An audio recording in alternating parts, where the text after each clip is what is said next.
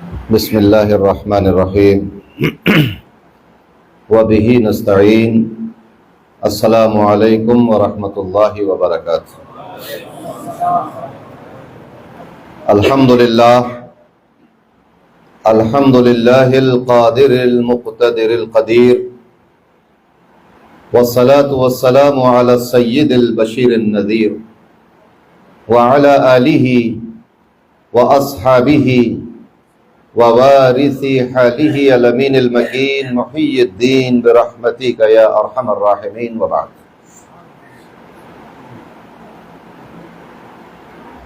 قال تبارک وتعالی فی محکم تنزیلہ اعوذ باللہ من الشیطان الرجیم بسم اللہ الرحمن الرحیم کل من علیہا فان ویبقى وجہ ربک ذو الجلال والاکرام۔ وقال في مقام آخر كل نفس ذائقة الموت۔ وقال أيضا في محكم تنزيله أفحسبتم أنما خلقناكم عبثا وأنكم إلينا لا ترجعون۔ صدق الله العظيم وبلغنا رسوله النبي الأمين الكريم الرؤوف الرحيم ونحن على ذلك لمن الشاهدين والشاكرين والحمد لله رب العالمين۔ قال الله تبارك وتعالى مخبرا وآمرا تكريما لحق نبيه وتعظيما إن الله وملائكته يصلون على النبي يا أيها الذين آمنوا صلوا عليه وسلموا تسليما اللهم صل وسلم وزد وبارك عليه وعلى آلہ وصحبہ ووارث حالہ وعلى من لدیہ صلاۃ وسلاما علیک یا رسول اللہ صلی اللہ تعالی علیہ وسلم۔ چلے جب حضور سوئے فلک بلغ العلا بکمالہ، کوئی دیکھے رخ کی چمک دمک کشف الدجا بجمالہ، وہ ہیں بے مثال درینچ شک حسنت جمیع خصالہ، انہیں دیکھ لیں تو پڑھیں ملک صلو علیہ وآلہ اللہم صلی وسلم وزد وبارک علیہ وعلی آلہ وصحبہ وبارک حالہ وعلی من لدیہ صلاۃ وسلاما علیک یا رسول اللہ صلی اللہ تعالی علیہ وسلم۔ سلام آپ پر، آپ کی آل پر، سلام آپ کے وارث حال پر، اللہم صلی وسلم وزد وبارک علیہ وعلی آلہ وصحبہ وورث حالہ وعلی من لدیہ صلاۃ وسلاما علیک یا رسول اللہ۔ عشاء کی نماز کتنے بجے؟ اللہ تبارک و تعالیٰ کا فضل و احسان کہ اس نے ہمیں اور آپ کو اس مبارک محفل میں حاضر ہونے کی توفیق عطا فرمائی۔ اللہ تبارک و تعالیٰ ہم سب کو جزائے خیر عطا فرمائے۔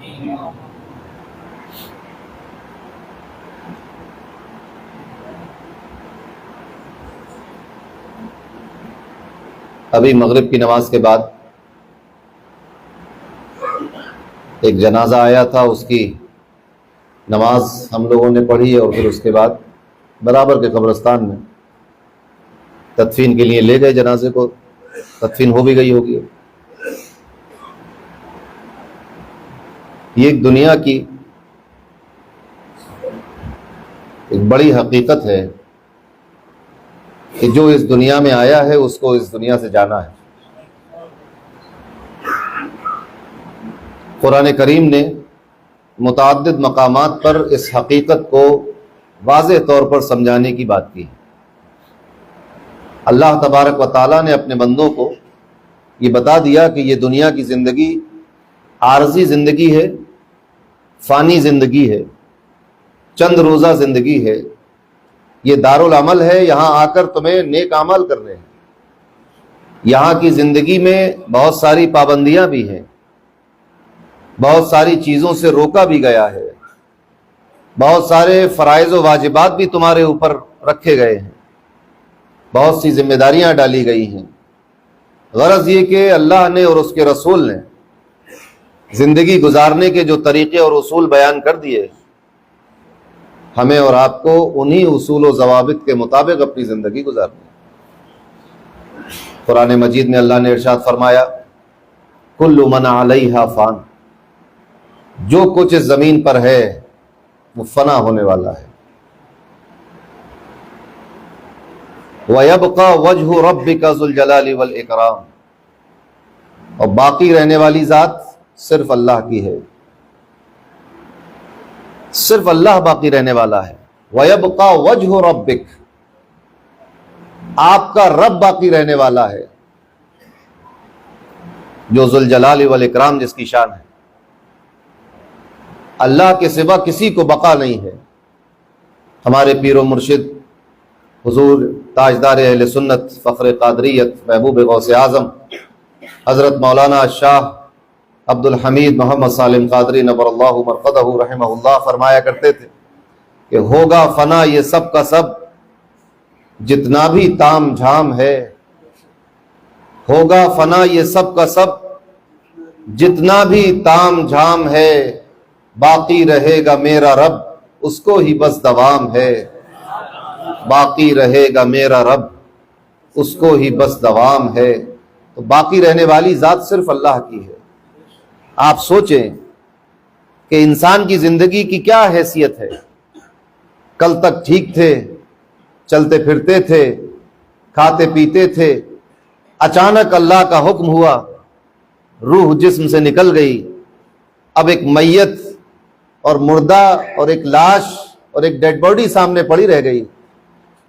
اس کو بھی سنت کے مطابق نلا دھلا کر، کفن پہنا کر، نماز پڑھ کے، دعا کر کے، قبر کھود کر سینکڑوں من مٹی کے نیچے دبا دیا گیا. بس اتنی سی زندگی ہے انسان. یہ ہے انسان کی زندگی کی سچائی. یعنی یہ ایک زمانہ وہ تھا جب انسان تھا ہی نہیں، اس دنیا میں آیا ہے، اور ایک وقت وہ ہے کہ جب دنیا سے چلا گیا، اب بھی نہیں ہے دنیا کے اندر. تو انسان کی ہستی کیا ہے؟ انسان کی اوقات کیا رہی؟ انسان ایک ایسا بلبلا ہے جو کبھی اچانک پیدا ہو جاتا ہے اور اچانک پھوٹ جاتا ہے. سمندر کے جھاگ کی طرح انسان کی زندگی کی حیثیت. جب جانے والا اس دنیا سے جا رہا ہوتا ہے، دنیا کی کوئی طاقت، کوئی ٹیکنالوجی، کوئی دوا، کوئی ڈاکٹر اس کو روک نہیں سکتا. آج تک کوئی رک پایا؟ بڑے بڑے سرمایہ دار، بادشاہ، شہنشاہ اس دنیا سے چلے گئے. الیگزینڈر دا گریٹ، جس کو سکندر اعظم کہتے ہیں، تقریباً پوری دنیا پر قبضہ کر لیا تھا، دنیا سے جانا پڑا. فرعون و حامان و شداد کتنے مالدار اور طاقتور لوگ تھے، دنیا سے جانا پڑا. جلال الدین محمد اکبر، ظہیر الدین بابر، سب چلے گئے دنیا سے. تو مال و دولت، منصب و مرتبہ، جاہ و حشم، تعلیم اور علم، حسن و جمال، حسب و نسب، یہ دنیا میں رہنے والی چیز نہیں. آپ سوچئے، مال و دولت جب تک انسان سے متعلق نہ ہو، کس کام کا؟ ایک جگہ پیسے کا ڈھیر لگا، اس سے کیا کر لیں گے آپ؟ سونے کا پہاڑ ہے، اس سے کیا؟ جب تک آپ حاصل نہ کر لیں اسے، اس وقت تک وہ چیز بیکار ہے. جب آپ کے پاس نہیں ہے تو وہ کس کام کا؟ تو دولت کی حیثیت بنتی اس وقت ہے جب وہ انسان کے پاس آ جائے. مگر ہم نے تو معاملہ الٹا کر لیا. ہم نے انسان کی حیثیت اس وقت پہچانی جب یہ دولت کے پاس چلا جائے. جبکہ معاملہ یہ تھا کہ دنیا کی دولت اس وقت تک بے حیثیت تھی جب تک انسان کے پاس نہیں تھی. جب دولت انسان کے پاس آئی تو دولت کی حیثیت بنی نا. لگا رہنے دیجئے ایک ڈھیر کسی جہاں بکرے پالے جاتے ہیں، بکرے، بھینس، گائے وغیرہ، وہاں پر سونے کا ڈھیر لگاؤ تو کس کام کا؟ بکری کے، گائے کے، بھینس کے کسی کام کا ہے سونا چاندی؟ کسی کام کا. مگر انسان کے پاس جب آئے گا تو پھر وہ کارآمد ہوگا، ہے نا. کسی جنگل میں ڈھیر لگا ہو، زمین میں دفن ہے، ہزاروں سال سے خزانہ دفن ہے زمین کے اندر، جب تک کسی کو ملے گا نہیں، کام کا نہیں ہے وہ. جب انسان سے اس کا تعلق بنا تو وہ کام کا ہوا. ایسے ہی کوئی مرتبہ، کوئی منصب، کوئی تخت اور کوئی تاج جب تک انسان سے منسوب نہ ہو، انسان کی دسترس میں نہ ہو، اس وقت تک نہ وہ کوئی منصب اہمیت کا ہے، نہ وہ تخت و تاج کی کوئی اہمیت۔ آپ سوچیں کہ جب بادشاہی یا بادشاہت کسی انسان سے منسلک ہوتی ہے تو پھر وہ بادشاہی کسی کام کی ہوتی ہے، وہ تخت و تاج کسی کام کا ہوگا۔ ایسے ہی شہرت جب تک ہمارے پاس نہ ہو تو کس کام کی؟ تو انسان سے متعلق چیزیں تھیں، یہ سب یہ انسان کے پاس آنے والی چیزیں تھیں، انسان ان کے پاس بھاگنا شروع کر دیا انسان۔ اب انسان شہرت کے لیے نہیں تھا، شہرت انسان کے لیے تھی۔ انسان کسی منصب و تخت و تاج کے لیے نہیں تھا، بلکہ یہ سب چیزیں انسانوں کے لیے تھی۔ دولت اور مال یہ انسانوں کے لیے تھا، نہ کہ انسان ان کے لیے تھا۔ بات سمجھ میں آ رہی ہے آپ؟ مگر معاملہ الٹا ہو گیا۔ تو ان چیزوں کی حیثیت، وقت، بادشاہی جب تک جلال الدین محمد اکبر زندہ رہے شہنشاہ ہندوستان کہلائے، مگر جیسے ہی مرے اب وہ بادشاہت کسی کام نہیں آ رہی، وہ تخت و تاج کسی کام نہیں آیا، وہ شہنشاہ ہندوستان کا مرتبہ سب رہ گیا ایسے۔ اب کون انہیں شہنشاہ مان رہا ہے؟ اب ان کے بعد ان کا ولیعہد تخت نشی ہو گیا، اب وہ بادشاہی اس کے پاس چلی گئی۔ تو انسان کے پاس ہے تو اہمیت ہے اس کی۔ اب سوچئے آپ، جب ان سب چیزوں کی اہمیت انسان کے ساتھ قائم تھی، اب انسان ہی دنیا سے چلا جائے تو ان سب چیزوں کی کیا اہمیت رہ جاتی ہے؟ یہ چیزیں اگر رہ بھی جائیں تو اس کا فائدہ کیا ہے؟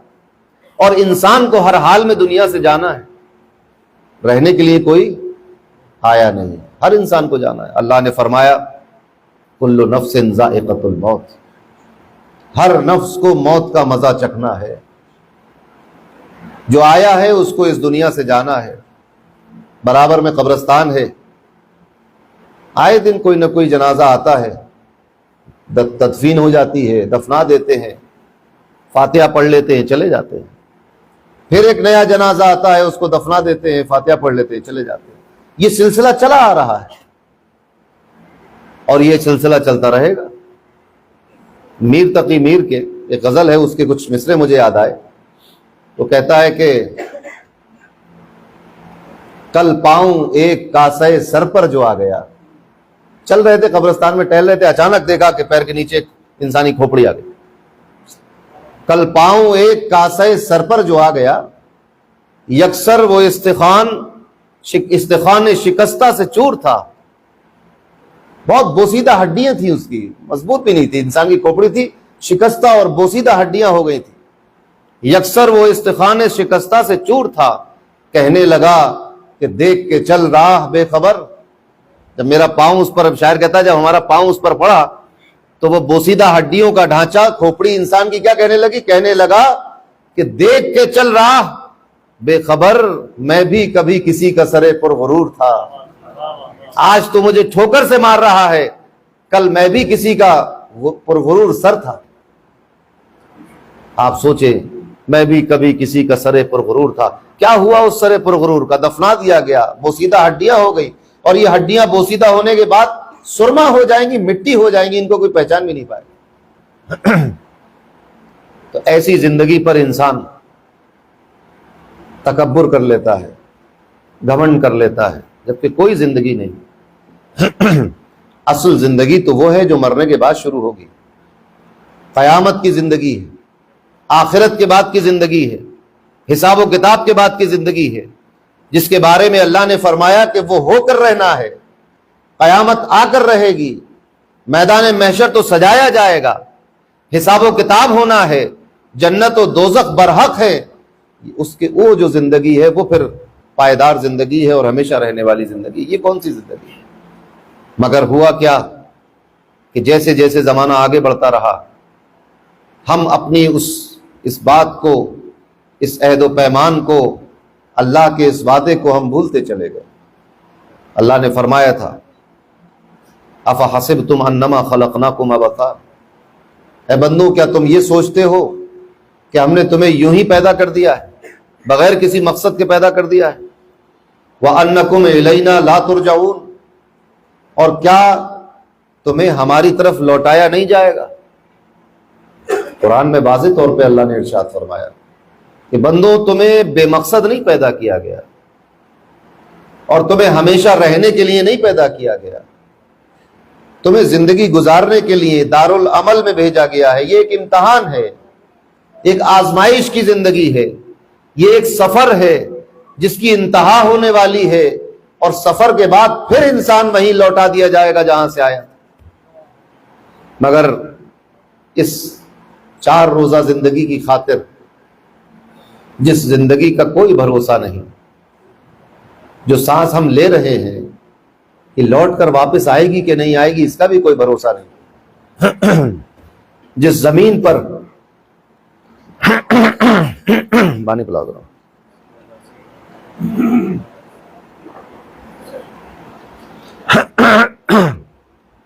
جس زمین پر ہم اتنا فخر کرتے ہیں، جس پر ہم بڑے بڑے محل اور گھر بنا لیتے ہیں، اس زمین کا حال یہ ہے کہ اس زمین کو بھی کوٹ کر ریزہ ریزہ کر دیا جائے گا۔ اذا دکت الارض دکا دکا، ختم ہو جائے گی زمین، زمین بھی ٹوٹ کر بالکل سرما ہو جائے گی، پہاڑوں میں آگ لگ جائے گی، سمندروں میں آگ لگ جائے گی، پہاڑ روئی کی طرح آسمان میں اڑنے لگے گی، تو یہ دنیا ختم ہو جائے گی۔ جس دنیاوی مال و دولت پر اور پراپرٹی پر ہمیں اتنا گمان تھا، اس کا کیا ہونا ہے؟ وہ تو ہمیں اللہ نے استعمال کے لیے دی ہے، اپنی زندگی گزارنے کے لیے دی ہے، نہ کہ اس مال اور دولت پر فخر کرنے کے لیے دی ہے۔ اسی لیے بزرگوں نے کبھی اپنی دولت اور اپنی دنیاوی مال پر کبھی فخر نہیں کیا، بلکہ ہمارے پیارے آقا دو جہاں کے مالک و مختار، ہمارے پاس تو چند سکے اور چند پیسے ہیں دنیا کے، ان کے قبضے میں تو چاند اور سورج اور ستارے تھے، ان کا حکم تو پیڑ اور پودوں پہ چلتا تھا، جنگلی جانور بھی ان کے سامنے ماتھا زمین پر رکھ دیا کرتے تھے، فرشتے ان کی اجازت کے منتظر رہتے تھے۔ وہ مالک جنت ہے، جس کو چاہیں گے جنت میں داخل کر دیں گے۔ اس کے باوجود بھی کیا فرمایا؟ الفخر فخری، کہ میرا فقر و فاقہ جو ہے یہ میرا فخر ہے، یہ جو میں بھوکا رہتا ہوں یہ میرا فخر ہے، یہ جو میرے یہاں چولہا نہیں جلتا 3 دن یہ میرا فخر ہے۔ اور فرمایا کہ میں آدم کی اولاد کا سردار ہوں ولا فخر، یہ فرمایا کہ مجھے اس پر فخر نہیں، قیامت کے دن لواء الحمد میرے ہاتھ میں ہوگا ولا فخر، مجھے اس پر فخر نہیں، اللہ قیامت کے دن مقام محمود پر مجھے فائز کرے گا ولا فخر، مجھے اس پر فخر نہیں۔ کس پر فخر ہے سرکار آپ کو؟ فرمایا کہ میں جو بھوکا رہتا ہوں، جو فاقے سے رہتا ہوں، جو میرے یہاں چولہا نہیں جلتا ہے کئی دن تک، میرے گھر میں کھانے کو کچھ نہیں ہوتا، یہ میرا فخر ہے، اس پر مجھے فخر ہے۔ آپ سوچیں، اور ہم کھانے پر فخر کرتے ہیں، دولت پر فخر کرتے ہیں، زمین اور جائیداد پر فخر کرتے ہیں، اپنی جسمانی قوت پر اور حسن و جمال پر فخر کرتے ہیں۔ کیا ہوگا ایسے حسن و جمال کا؟ غوث اعظم فرماتے ذرا قبرستان میں جا کر دیکھو، پوچھو ان قبروں سے کہ اس کے اندر کیسے کیسے مہجبین لوگ دفن ہیں، مٹی ہو گئے، کیا ہوا ان حسینوں اور جمیلوں کا؟ آخرکار مٹی کی غذا بن گئے، مٹی کے تھے، مٹی نے کھا لیا، مٹی میں دبا دیا گیا، اب کوئی ان کا ذکر نہیں، تذکرہ نہیں ہے۔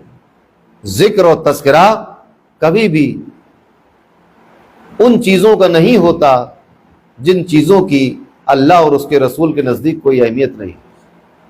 ذکر جن لوگوں کا ہوتا ہے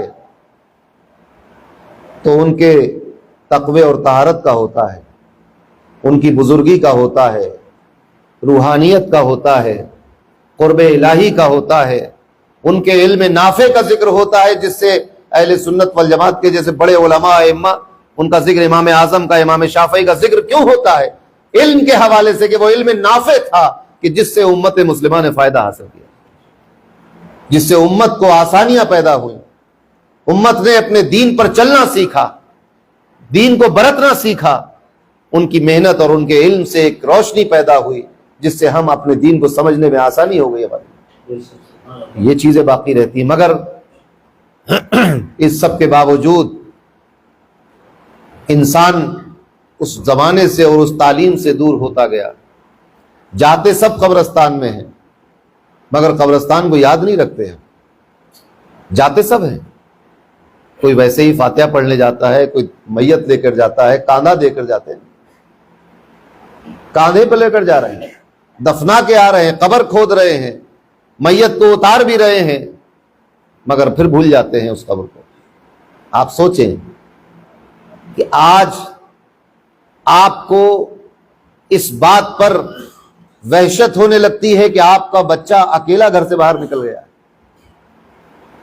ایک تشویش ہونے لگتی ہے, بے چینی ہونے لگتی ہے, گھبراہٹ طاری ہو جاتی ہے, مگر ہم یہ ساری گھبراہٹ اور بے چینی کو برداشت کرتے ہیں, مگر ایسی تدبیر نہیں کرتے کہ ہمارا بچہ ہمیشہ آرام و سکون میں رہے.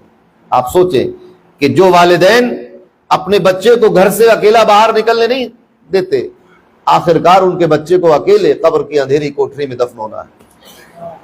کیا تیاری کراتے ہیں ہم اس کے لیے, اپنے قوم کے بچوں کو کس طرح تیار کرتے ہیں, اپنی اصلاح کی کیا کوشش کرتے ہیں, اپنے لیے کیا کرتے ہیں. آپ کہیں گے کہ ہم نے اپنے لیے دولت کمائی ہے, اپنے لیے گھر بنا لیا ہے, اپنے لیے کار خرید لی ہے, اپنے لیے عمدہ کھانا مہیا کر لیا ہے, اپنے لیے بہترین کپڑے سلوا لیے ہیں, مگر یہ دراصل آپ کے لیے نہیں, یہ تو سب یہیں کا یہیں رہ جائے گا.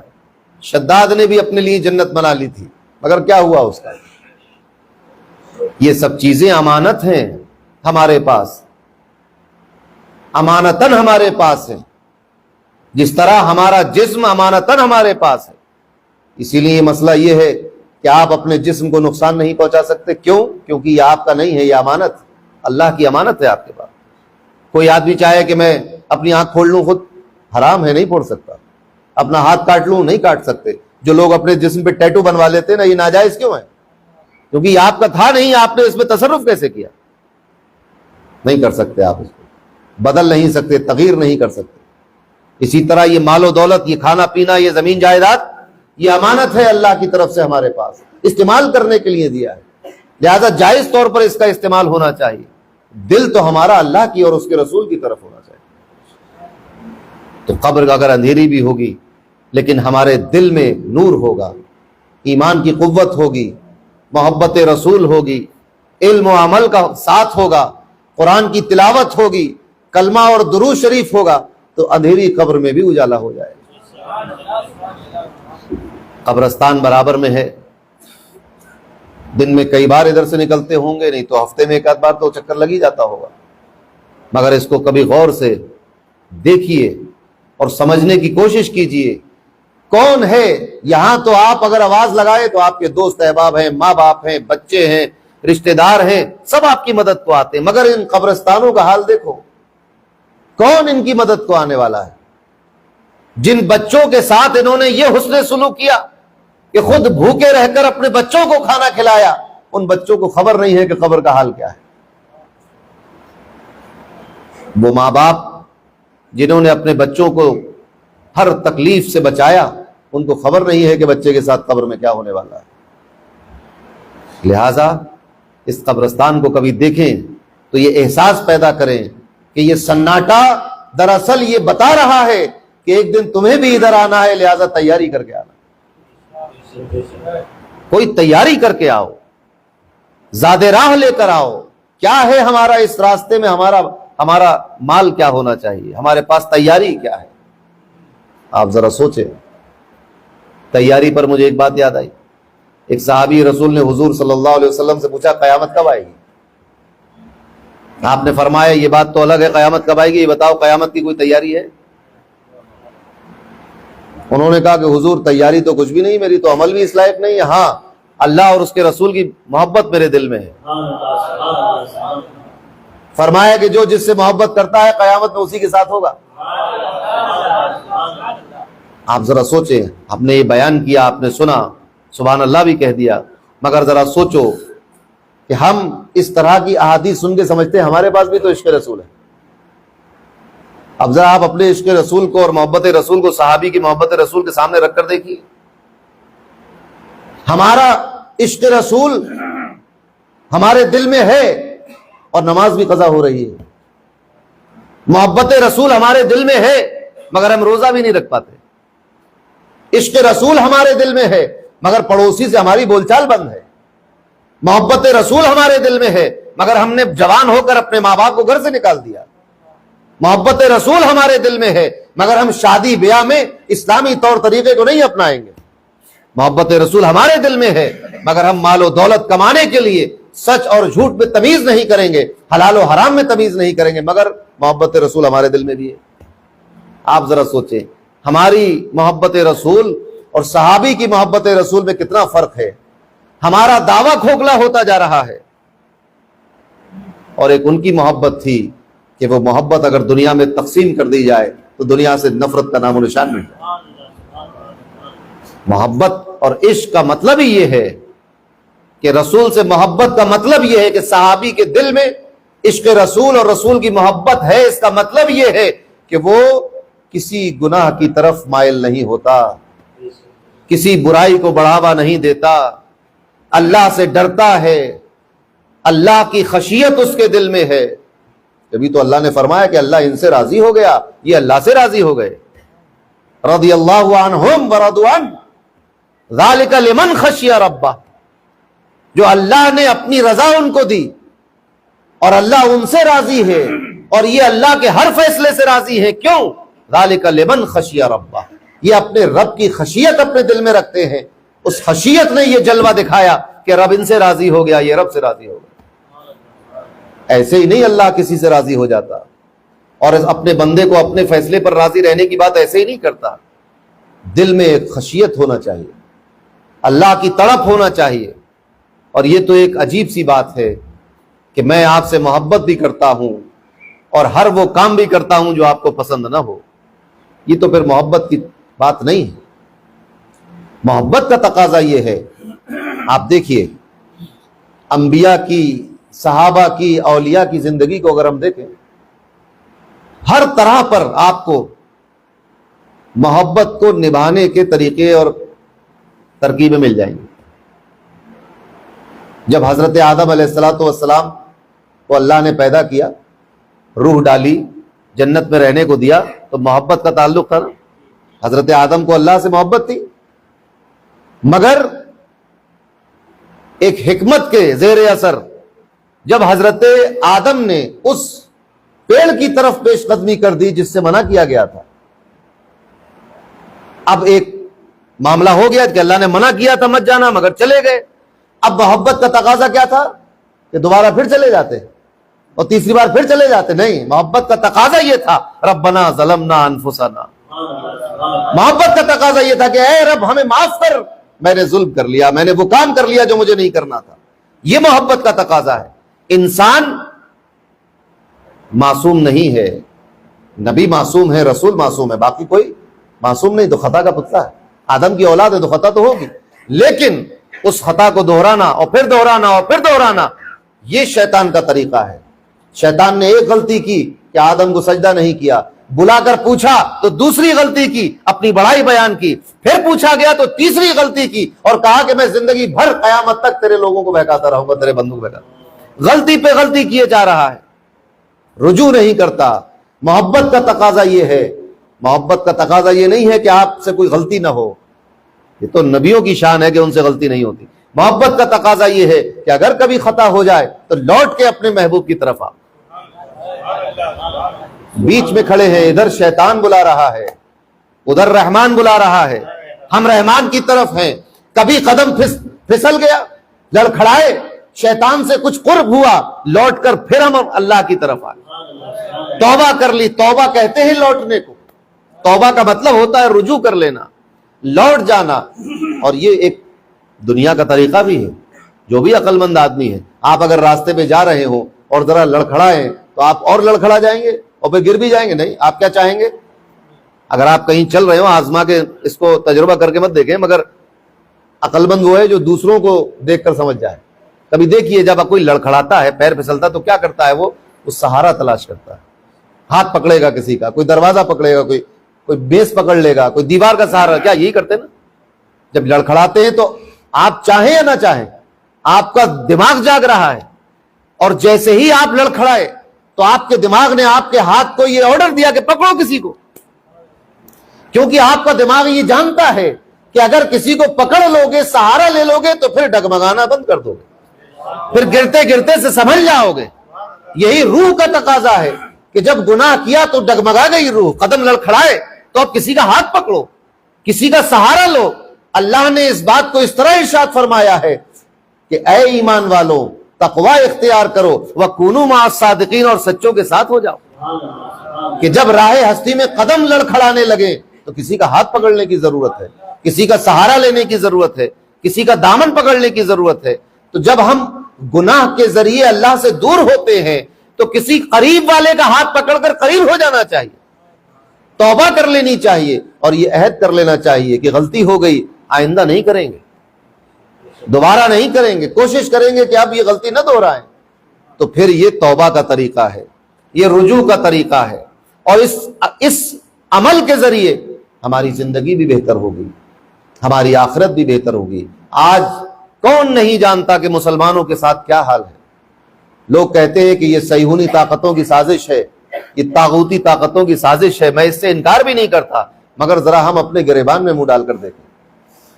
آپ ذرا سوچیں ہم کس جگہ آ کر کھڑے ہو گئے؟ کیا یہ وہی قوم مسلم تھی کہ جس کے بارے میں فرمایا، علامہ اقبال نے کہا تھا کہ آ گیا عین لڑائی میں اگر وقت نماز، قبلہ رو ہو کے زمین بوس ہوئی قوم حجاز؟ کیا یہ وہی قوم ہے جس کے بارے میں کہا تھا کہ یوں تو کہا تھا کہ بندو صاحب و محتاج و غنی ایک ہوئے، تیری سرکار میں پہنچے تو سبھی ایک ہوئے؟ یہ وہی لوگ ہیں کیا ہم سب لوگ ایک ہیں؟ کیا یہ وہ قوم ہے جس کے بارے میں قرآن نے کہا کہ تم سیسا پلائی ہوئی دیوار کی طرح ہو جاؤ، وَلَا تَفَرَّقُوا، فرقوں میں نہ بٹو؟ کیا یہ وہی قوم ہے جس کے بارے میں اللہ نے کہا تھا کہ وَاعْتَصِم بِاللَّهِ، اللہ کو مضبوطی سے تھامو؟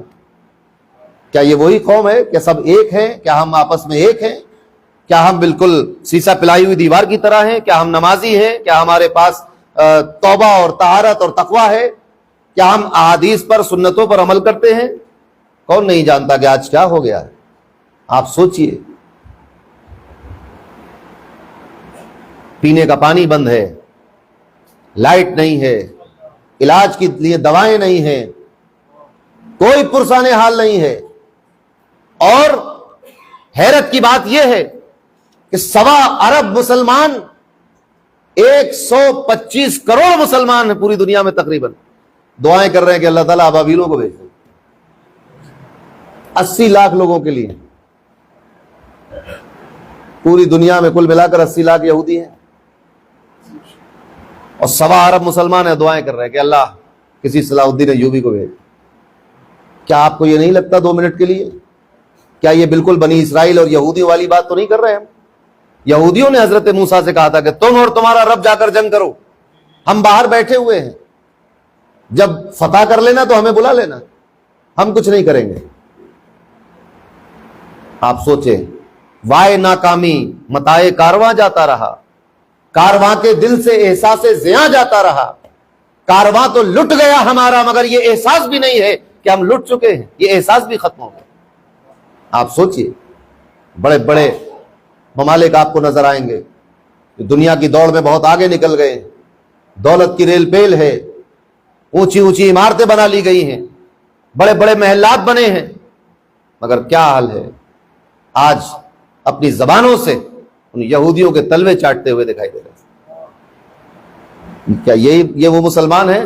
ٹل نہ سکتے تھے اگر جنگ میں اڑ جاتے تھے، پاؤں شیروں کے بھی میدان سے اکھڑ جاتے تھے، یہ وہ مسلمان رہ گیا کیا؟ کیوں ایسا ہو گیا؟ کیونکہ ہم نے طریق مصطفیٰ کو چھوڑنا ہے، وجہ بربادی۔ اسی سے قوم دنیا میں ہوئی بے اقتدار، اپنی عقل سے کام نہیں لیتے، بالکل یا تو بالکل جارحانہ ہو جائے، عقل سے شعور سے پیدل، یا بالکل ہی کونے میں گھس جائیں گے، نہ عمل ہے، نہ علم ہے، نہ اللہ کو راضی کر رہے، نہ توبہ کر رہے۔ آج بھی ہو جو براہیم سا ایماں پیدا، آگ کر سکتی ہے انداز گلستہ پیدا، مگر ضرورت اس بات کی ہے کہ ہم اپنے آپ کو سدھاریں۔ علم ہمارے پاس نہیں، آپ سوچئے مسلمانوں کے پاس دولت بھی ہے، پیٹرول بھی ہے، سونا بھی ہے، تجارت بھی ہے، ہوائی جہاز بھی ہے، بزنس بھی ہے، ملک بھی ہے، سب کچھ ہے، مگر علم سے پیدل ہے۔ آپ کو حیرت ہوگی کہ ایک ملک جو دنیا کی سب سے اونچی بلڈنگ بنا سکتا ہے، اس کے پاس دنیا کی سب سے اچھی لائبریری نہیں ہے۔ وہ اسی میں خوش ہے کہ ہم نے 110 مالے کی بلڈنگ بنا دی، اور کتابیں کہاں گئی مسلمانوں کی؟ محی الدین ابن عربی کے ہاتھ کا لکھا ہوا نسخہ انگلینڈ میں رکھا ہوا۔ آپ سوچئے بڑے بڑے ائمہ محدثین اور مفسرین کے قلمی نسخے جو ہے وہ آکسفورڈ کی لائبریری میں رکھے ہیں، مگر آسمان کو چومتا ہوا ٹاور دبئی میں بنا ہوا۔ ایک تعلیمی ادارہ نہیں، ایک یونیورسٹی نہیں ہے۔ کبھی قطب مینار بنا لیے، کہیں تاج محل بنے، کہیں بھول بھلیا بنی، کہیں لال قلعہ بنا، کہیں بڑے بڑے ٹاور بن گئے، کہیں اسٹیڈیم بن گئے۔ وہ کہاں گئی جو ہمارے اسلاف کی پہچان تھی؟ تعلیم وہ کہاں ہے؟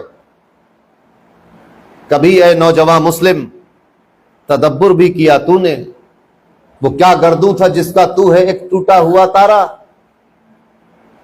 تجھے اس قوم نے پالا ہے آغوش محبت میں، کچل ڈالا تھا جس نے پاؤں سے تاجے سرے دارا۔ آپ ذرا سوچئے کہاں تھے ہم لوگ؟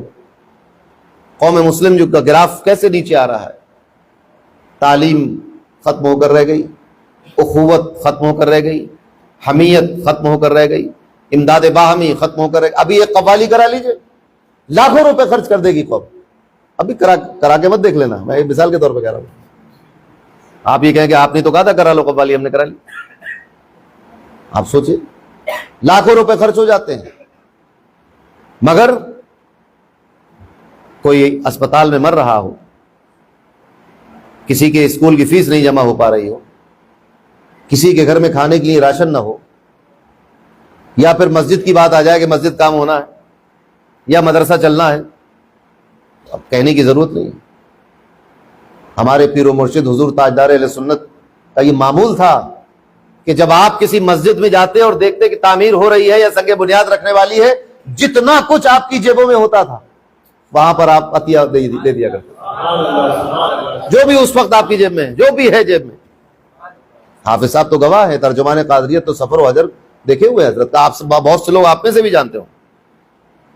اور اسی مہاراشٹر میں کئی مسجدیں ایسی ہیں جس کی سنگ بنیاد رکھنے آئے تو جیب میں جو کچھ بھی تھا نکال کے دے دیا۔ مگر مسجدیں بھی ہماری بن گئی ہیں، مسجد مرثیہ خواہ ہیں کہ نمازی نہ رہے، نماز پڑھنے نہیں آتے ہم لوگ، بچوں کو روک لیتے ہیں کہ صبح سردی ہو رہی ہے باہر مت جاؤ، بھئی رات میں اندھیرا ہو گیا عشاء کی نماز میں جاؤ۔ کیا طریقہ ہے؟ کوشش کرنے کی ضرورت ہے، ایک دن میں سب نہیں بدل جائے گا معاملہ، کوشش کرنے کی ضرورت ہے، دھیرے دھیرے پھر ہم اسی عروج پر آ سکتے ہیں، تعلیم حاصل کر کے، اچھی تربیت حاصل کر کے، نبی کریم صلی اللہ علیہ وسلم کے بتائے ہوئے راستے پر چل کے، ان کی تعلیمات پر عمل کر کے ہم اسی راستے پر آ سکتے ہیں۔ ورنہ تو اس قبرستان میں دفن مردوں میں اور ہم لوگوں میں فرق صرف اتنا ہے کہ وہ کھانا نہیں کھاتے، ہم کھانا بھی کھاتے ہیں، وہ چل پھر نہیں سکتے، ہم چل پھر سکتے ہیں، اور نہ وہ کچھ کر سکتے ہیں نہ ہم کچھ کر سکتے ہیں، دونوں برابر ہیں۔ بس فرق کھانے پینے چلنے سونے جاگنے کا یہ، باقی کیا فرق ہے؟ بالکل دل مردہ ہو چکے، ضمیر مردہ ہو چکے۔ اب بھی وقت ہے، اس سے پہلے کہ وقت ہاتھ سے نکل جائے، ہمیں لوٹ کر اپنے دین کی طرف آنا ہے۔ آج کوئی لڑائی جھگڑے کی بات نہیں کی جائے گی، اپنے آپ کو سدھارنے کی بات۔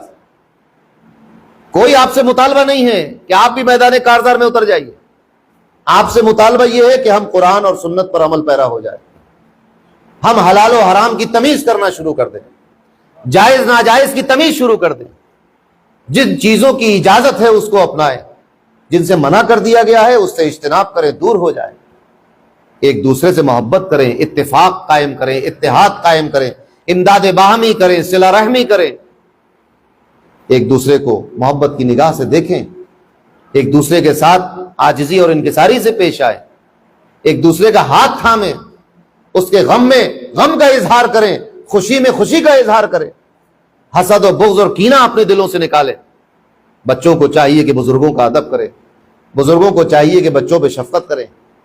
اس طرح کا ایک اسلامی معاشرہ پیدا کرنے کی ضرورت ہے۔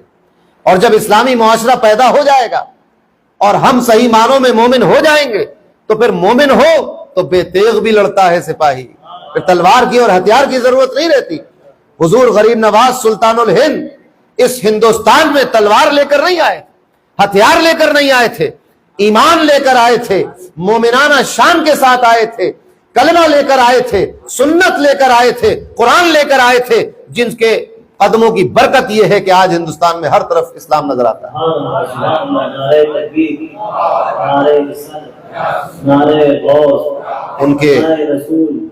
ان کے اس اخلاق نے، کردار نے، محبت نے، ایمان نے ہزاروں ایمان کے چراغ روشن کر دیے، لاکھوں لوگوں کو ایمان کی دولت مل، کروڑوں لوگ مسلمان ہو کر مومن ہو گئے۔ تو ضرورت لڑائی جھگڑے کی نہیں ہے، ضرورت نفرت کی اور مار پیٹ کی نہیں ہے، ضرورت ہے اپنے دل کی دنیا کو بدلنے کی۔ اللہ نے تو آپ بہت نواز رکھا ہے، صحت دی ہے، ماں باپ دیے ہیں، اولاد دی ہے، کاروبار دیا ہے، کھانے پینے کے لیے اللہ تعالیٰ نے انتظام کر دیا، چل رہا ہے سب کا۔ جو کچھ کمی بیشی ہوتی ہے تو اللہ تعالیٰ اس کی تدبیر بھی سمجھا دیتا ہے، اور انسان اس سے بیمار ہوتے ہیں تو دوا کھا لیتے ہیں، اللہ تعالیٰ شفا دیتا ہے۔ اور بہت جو کچھ نقصان اور کمی اور بیشی ہوتی رہتی ہے اس کو تو دنیا اسی کا نام ہے، یہ تو چلتا رہے گا۔ کبھی موسم سردی کا ہوگا، کبھی گرمی کا ہوگا، کبھی برسات ہوگی، تو کبھی صحت مند ہوں گے، کبھی کھانسی نزلہ زکام بخار، کبھی بیماری پڑی، کبھی چھوٹی، کبھی پریشانی کم، کبھی زیادہ خوشی، کبھی کم خوشی، یہی تو چلتا ہے، یہ تو زندگی، یہ تو چلے گی۔ لیکن ایمان، اخلاق، کردار، اخوت، محبت، حمیت، سنتوں کو اپنانا، قرآن پر عمل کرنا، پیارے نبی سے محبت کرنا، بزرگوں کا ادب کرنا، صوفیاء اور صالحین کی صحبت میں اختیار کرنا، علماء سے تعلیم حاصل کرنا، یہ تو مستقل چلتا رہنا چاہیے۔ بس خالی قبرستان گئے، فاتحہ پڑھ کے چلے آئے۔ ابھی مزار پہ احباب فاتحہ پڑھ لیں، ابھی مزار پہ احباب فاتحہ پڑھ لیں، پھر اس کے بعد ہمارا نشہ رہے نہ رہے، کون یاد رکھتا ہے کسی کو؟ یاد تو اللہ کے بندے ہیں، اللہ یاد رکھتا سب کو۔ فاذکرونی اذکرکم، تم میرا ذکر کرو میں تمہارا ذکر کروں گا۔ کتنا آسان سودا اس نے دیا ہے۔ تو ضرورت اس بات کی ہے کہ ہم بہت اپنی راہ سے دور نکل آئے ہیں، واپس ہو جائیں، اور اسی راستے پر کہ جس راستے پر علماء ربانیین، علماء مجتہدین ہیں، جو صحابہ کا، اہل بیت کا راستہ ہے، جو ہمارے حضور کا راستہ ہے، اسی راستے پر واپس آ جائے۔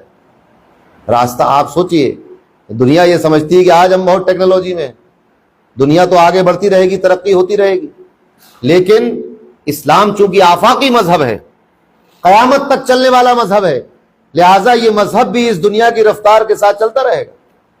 ہر زمانے میں چلا، اب ہم لوگوں کی رفتار سست ہو گئی، دنیا ہم سے آگے نکل گئی، تو ہمیں دنیا کی چیزوں پہ لالچ آنے لگا، ہم حسرت بھری نگاہوں سے دنیا کو دیکھنے لگے۔ ورنہ ایک وہ دن بھی تھا کہ یہ دنیا قوم مسلم کو حسرت بھری نگاہوں سے دیکھا کرتی تھی، مسلمانوں کے کپڑوں پر پیبند ہوتے تھے، مگر قیصر و کسریٰ کے تاج ان کے قدموں میں پڑے ہوتے تھے۔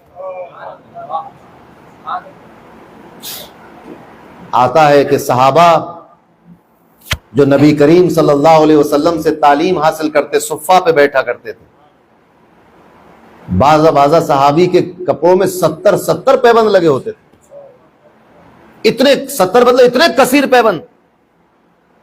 کیا پیبند سمجھتے ہیں؟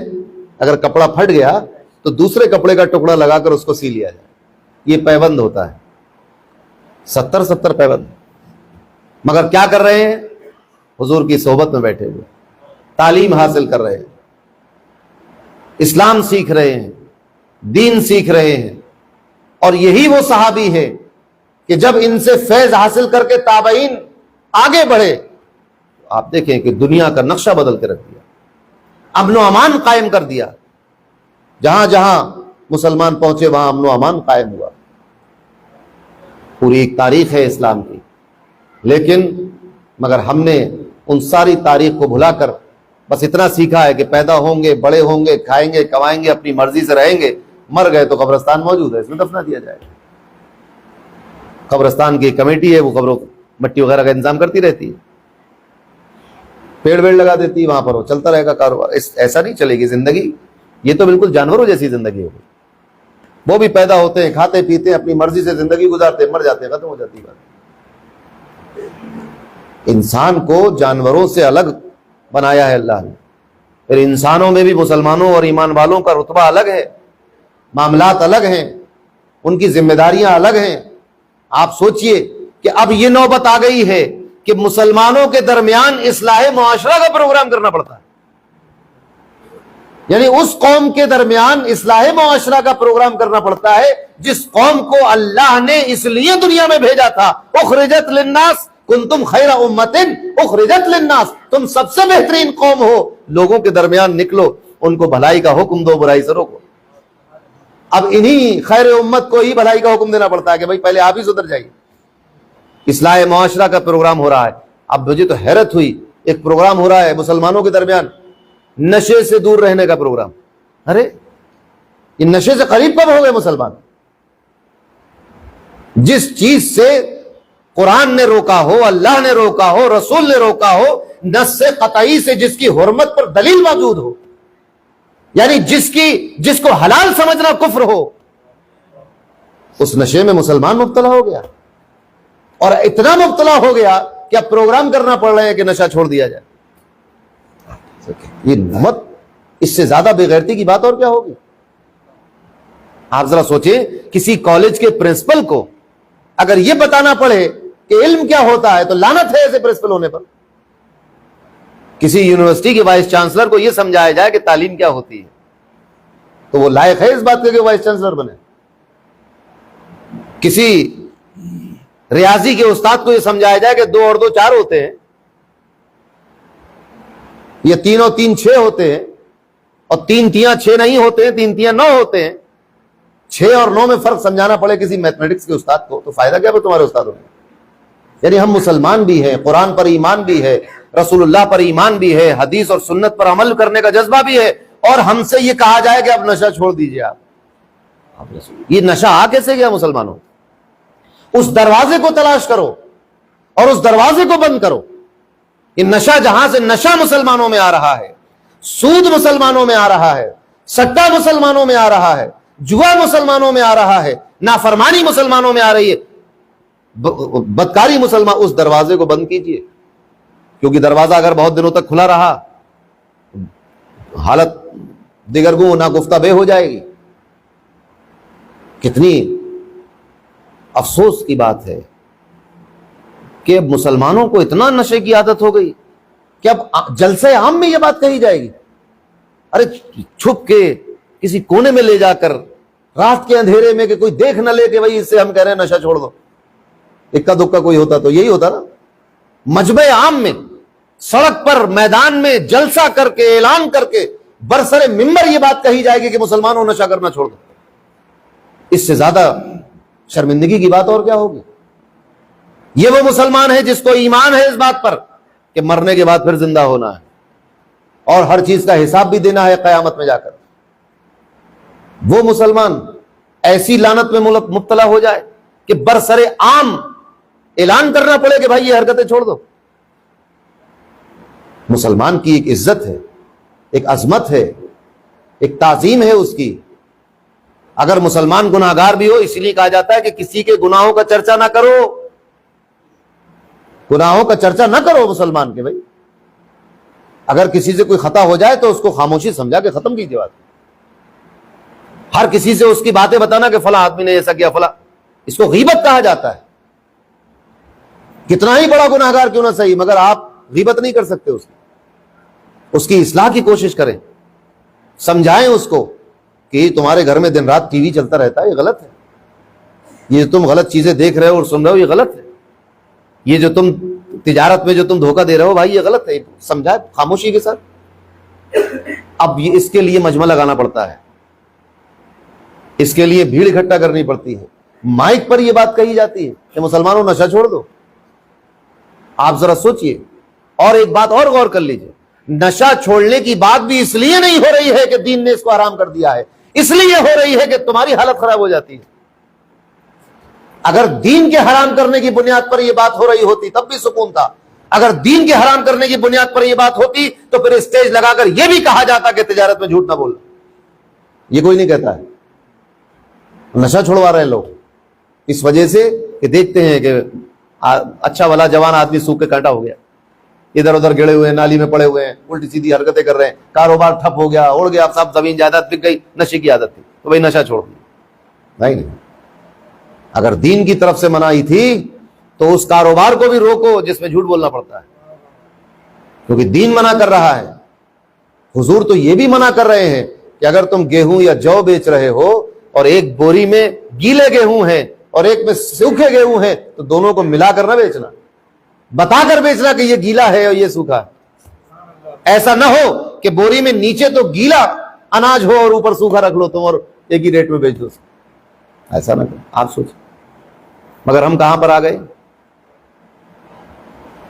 جہاں پر مسلمانوں کو نہ حضور دیکھنا چاہتے ہیں، نہ اولیاء اور مجتہدین دیکھنا چاہتے ہیں، نہ ہمارے پیر و مرشد، نہ ہمارے غوث، نہ ہمارے خواجہ نہیں دیکھنا چاہتے ہمیں وہاں پر جہاں ہم کھڑے ہوئے آ کے، تو اب کیا کریں گے؟ ہم لوٹیں گے واپس، اور لوٹنے سے ہمیں کوئی روک نہیں سکتا، کیونکہ ہمیں لوٹنے کے لیے کہیں چل کے نہیں جانا ہے۔ ہمیں ایک عہد کرنا ہے اپنے آپ سے، اپنے دل میں، کہ بس بہت ہو گیا، اب ایسا ہم سے نہیں ہوگا، آج کے بعد ہم ایسا نہیں کریں گے۔ اگر ہم مثال دے رہا ہوں، مثال کے طور پر اگر ہم سورہ فاتحہ پڑھنا نہیں جانتے تو ہم پڑھنا سیکھیں گے، اگر ہم کلمہ نہیں جانتے تو ہم کلمہ سیکھیں گے، اگر ہم غسل کا طریقہ نہیں جانتے تو سیکھیں گے، ہم اگر سورہ اخلاص نہیں جانتے تو سیکھیں گے، نماز نہیں آتی تو سیکھیں گے۔ یہ نماز ہمارے لیے آئی ہے تو سیکھنے میں شرم کیا؟ بات سمجھ میں آئی؟ اپنی اماں کا یا بیوی کے یا بہنوں کے کپڑے پہن کے باہر نکلو تو شرم کی بات ہے کہ بھئی ہمارے لیے تھوڑی تھے مگر پہننا پڑے، ہے کہ شرم کی بات نہیں؟ لیکن جو چیز آپ ہی کے لیے آئی ہے اس کو پہننے میں کیا حرج ہے؟ ٹوپی آپ کے لیے تھی، لگانے میں کیا شرم کی بات ہے؟ گلے میں اماں کا دوپٹہ ڈال کے آنا تو شرم کی بات ہے کہ بھائی ساڑی پہن کے آ گئے باہر، بھائی بہت شرمندگی ہو رہی بھی، کپڑے نہیں تھے کیا کریں، جمعے کی نماز کا وقت ہو گیا تو ساڑی باندھ کرنا پڑا، تو شرما رہے ہیں، ٹھیک ہے، لیکن یہ ٹوپی یا امامہ، یہ کرتا پاجامہ جبہ سب آپ کے لیے تھا، پہننے میں کیا شرما؟ تو نماز آپ کے لیے ہے، اس میں شرمانے کی کیا بات؟ جوا کھیلنا کسی اور کے لیے تھا، اس میں شرمانے کی بات تھی، شراب کسی اور کے لیے تھی، اس میں ہمیں شرمانے کی بات تھی، مگر نماز تو ہمارے لیے، اس میں کیا شرمانا؟ ہم 7 سال کے ہوں کہ 70 سال کے ہوں، جس وقت اللہ نے ہدایت دی اس وقت سیکھ لیں گے، سیکھیے۔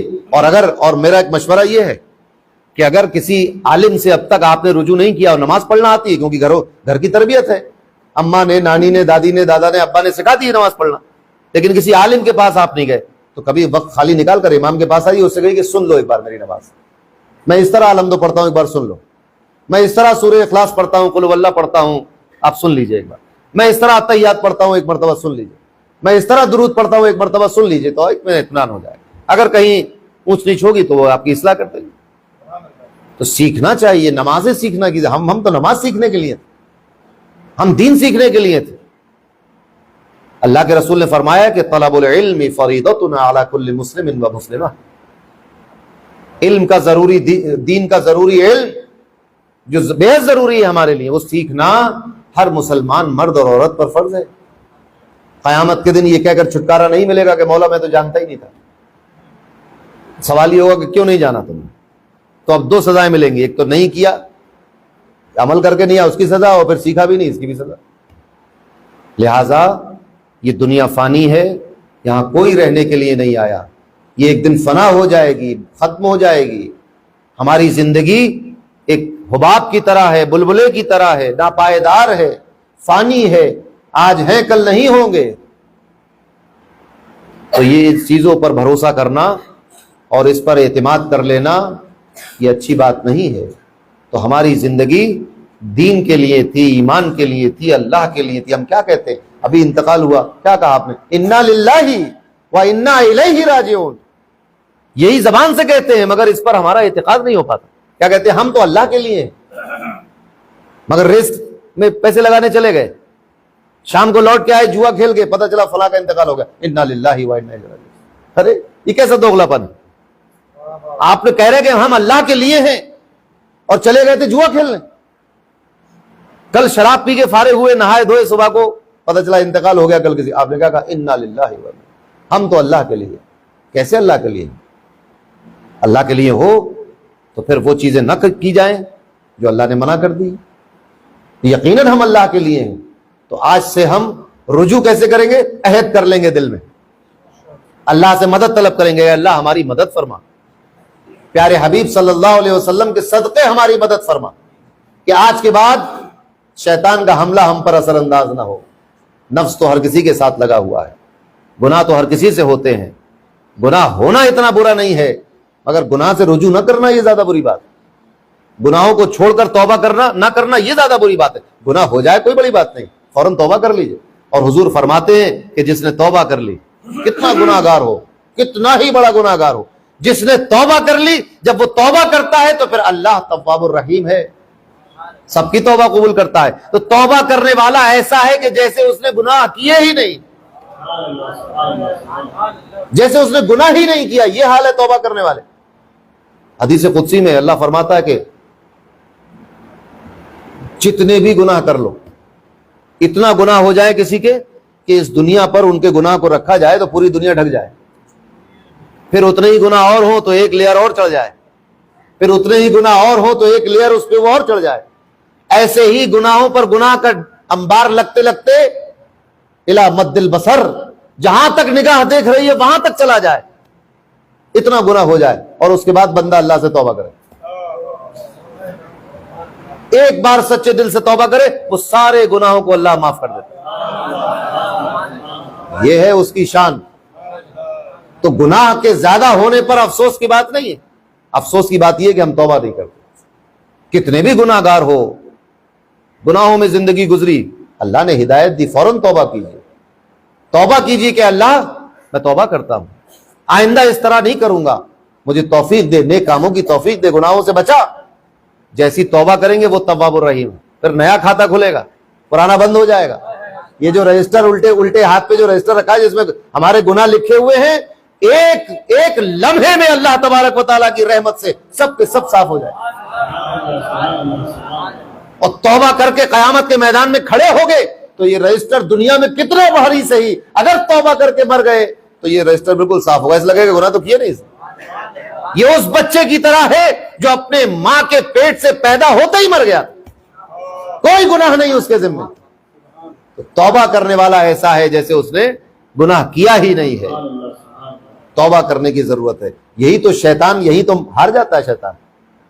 یہ شیطان کی شکست فاش, کہ شیطان نے پوری جان لگا کے ہر چیز مہیا کر کے اپنی نظروں میں خود اپنی اوقات گرا کر بیچارے نے جو کام اس کے لائق نہیں تھا وہ بھی کرنا پڑے اسے آپ کو بہکانے کے لیے.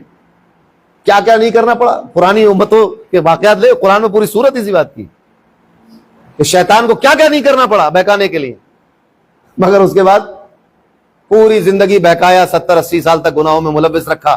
اللہ نے ہدایت دی تھی بندے, اس نے کہا کہ استغفر اللہ ربی من کل ذنب واتوب الیہ, اور یہ کہتے ہی مر گیا. لیجیے صاحب, ختم کہانی.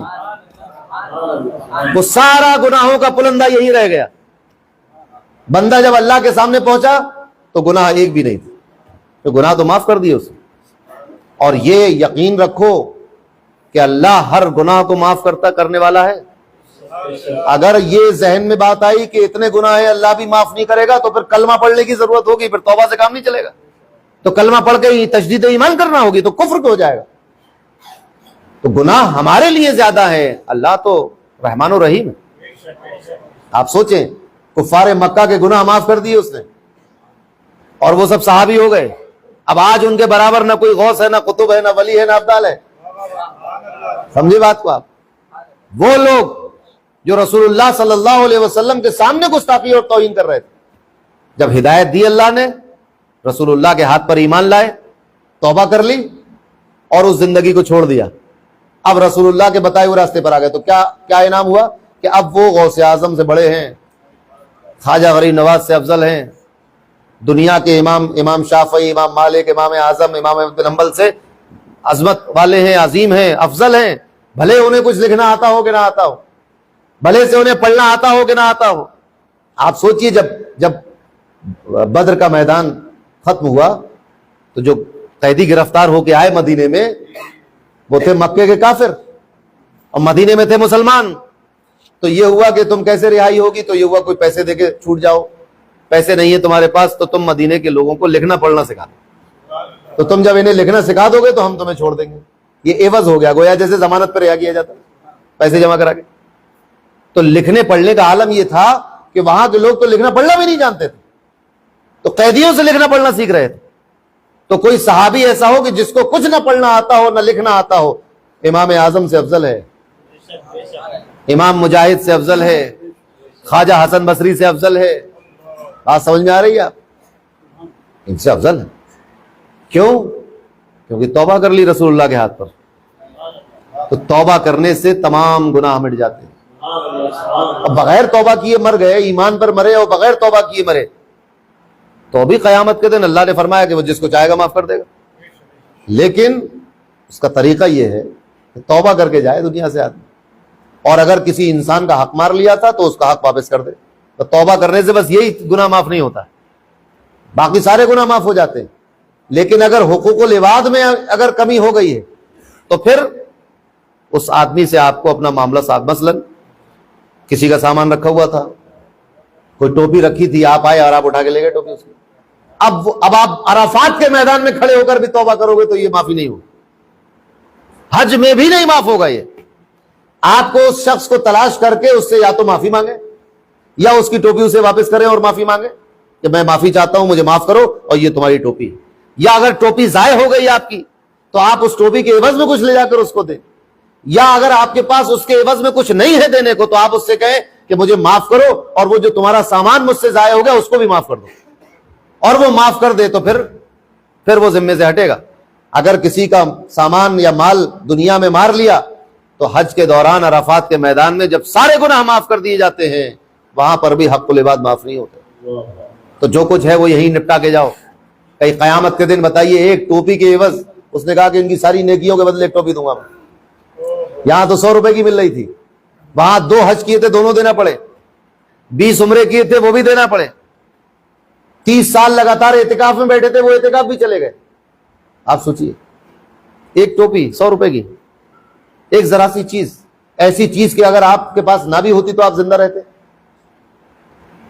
تو بہت ضروری ہے کہ یہی سارا قصہ اکاؤنٹ فائنل کر لیا جائے، توبہ کر لی جائے، اللہ کا کہنا مان لیا جائے، رسول اللہ کی مرضی کو حاصل، رضا کو حاصل کر لیا جائے، ان کی تعلیم کو حاصل کر لیا جائے، ان کے بتائے ہوئے طریقے پر زندگی گزاری جائے۔ یہ بہت ضروری ہے، ورنہ قبرستان آپ دیکھ رہے ہیں ہونا یہی ہے کہ غسل دیا جائے گا، دفنایا جائے گا، ختم ہو گئی بات کا سخت، اس کے بعد جو ہونا ہوگا وہ ہوتا رہے گا، پھر تو چڑیا چک چکی ہے کھیت میں، کچھ ہونے والا نہیں۔ لہٰذا یہ موقع غنیمت ہے، ہمیں چاہیے کہ ہم رجوع کریں، توبہ کریں، اور یہ یقین رکھیں کہ یہ دنیا تو 4 دن کی ہے، کسی نہ کسی طرح گزر جائے گی، لیکن اللہ اور اس کے رسول کے احکامات پر ہم عمل کریں گے تو وہ آخرت کی زندگی ہماری اچھی اور بہتر ہو جائے گی۔ اللہ تبارک و تعالی ہم سب کو گناہوں سے بچنے کی توفیق عطا فرمائے، نیک کاموں کی توفیق عطا فرمائے۔ جب تک ہم زندہ رہیں اللہ اور اس کے پیارے رسول محمد مصطفیٰ صلی اللہ علیہ وسلم سے محبت کرتے رہیں، ان کے بتائے ہوئے طریقے پر چلتے رہیں، اور جب ہمارا آخری وقت ہو تو ہماری زبان پر ہو لا الہ الا اللہ محمد رسول اللہ صلی اللہ تعالی علیہ وسلم۔ وآخر دعوانا الحمد للہ رب العالمین۔